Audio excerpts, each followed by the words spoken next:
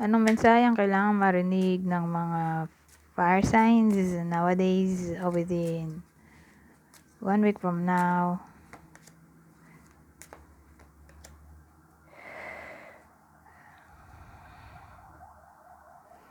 Ito magiging business-minded ang mga babae na fire sign.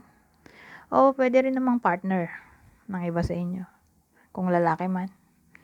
Yung partner nila magiging business-minded. Para bang may maiisip siya ditong brilliant idea.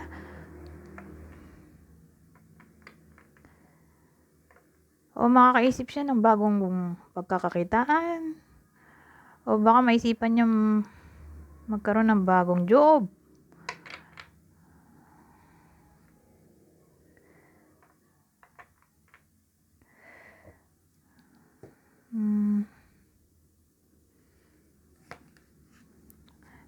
Ano to?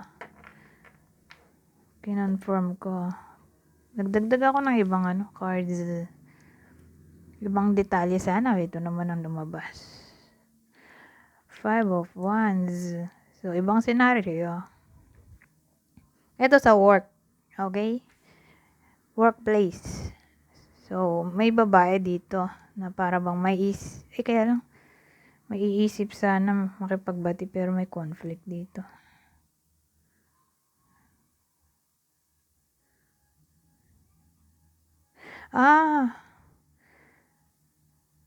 Ano siya magiging matapang na pagtanggol ang kanyang rights. Kasi justice card din to, although walang nakalagay dito. Pero alam ko justice card din to Galaman siya sa victory, clarity. So yun, para bang yung babae na fire sign dito ay hindi magpapapi. Sabihin natin may nangaaway sa kanya, i-confront niya yon. Ibang scenario ulit. So, itong babaeng to, sa workplace ulit, may maiisip siya na idea, pero for some reason, ayaw ng ka-workmate niya sa idea niya.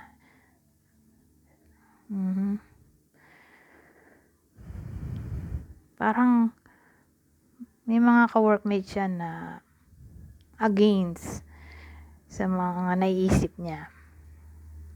O may mga basher siya dito, haters.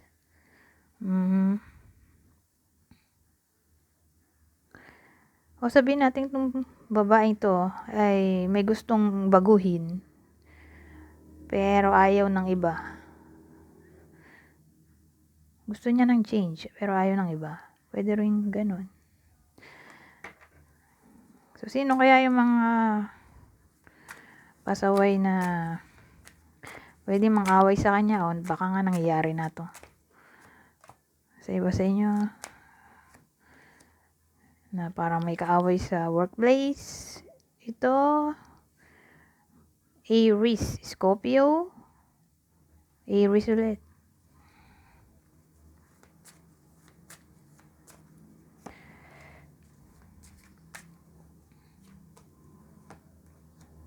Oh, ito maganda. So, kung pamilyado, baka mabuntis. So, kung dito tumama sa inyo, kung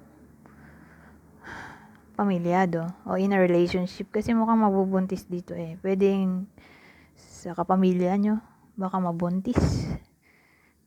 Someone sa kapamilya o kamag-anak o malapit sa inyo. Sa madaling salita. Kasi pregnancy card din to. Ito family o relationship. Ibang scenario, who knows? Baka pwede rin to. Marriage. Kakasal na. So, proposal regarding wedding o marriage. Baka may engage na yung iba sa inyo. O kakilala na may engage within 1 week from now.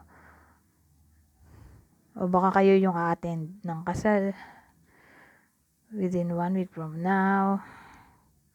Vacation, posible.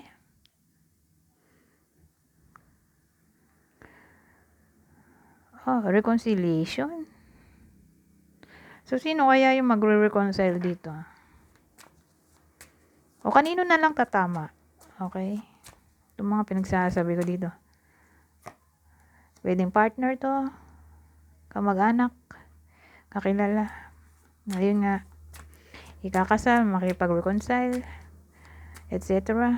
Basta yung sinabi ko kanina. Libra, Cancer. Ito.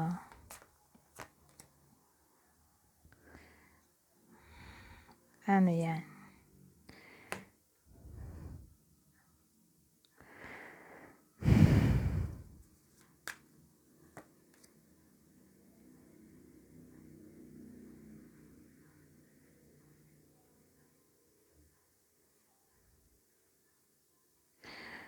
So, kinalarify ko.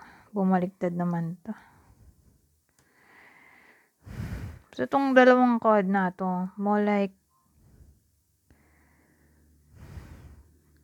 hindi reconciliation. Kanina, reconciliation. Ito, hindi.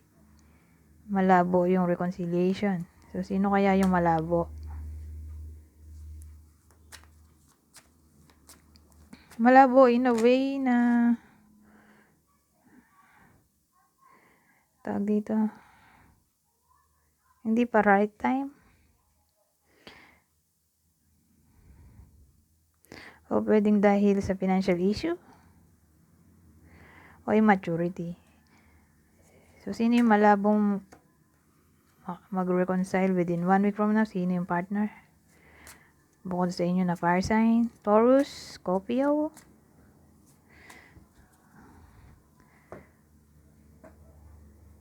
Kuha tayo ng ibang deck.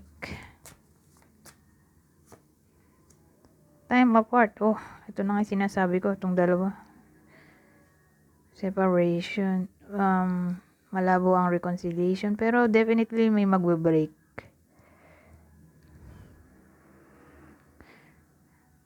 So, kung didikit ulit natin to.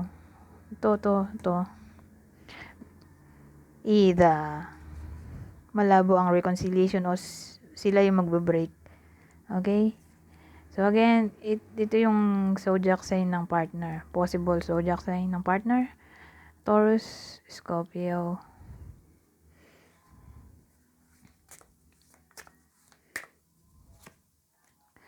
Forever Young. A song of youthful playfulness.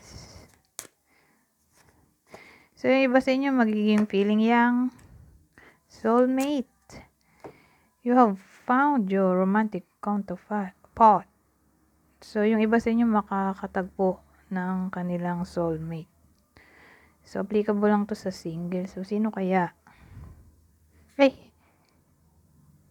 Sino kaya tatama ng reading na to? Fire sign nga pala to.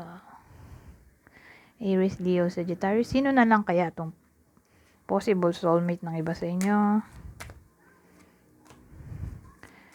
Cancer, Gemini.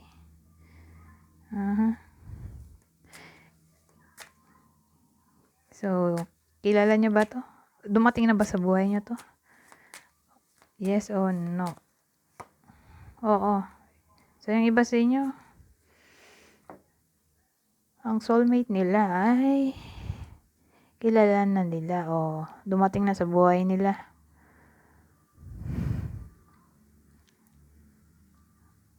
So, yan ang kwento dito. At ang possible zodiac sign ay Cancer, Gemini. Anyways, hanggang dito na lang. Goodbye for now.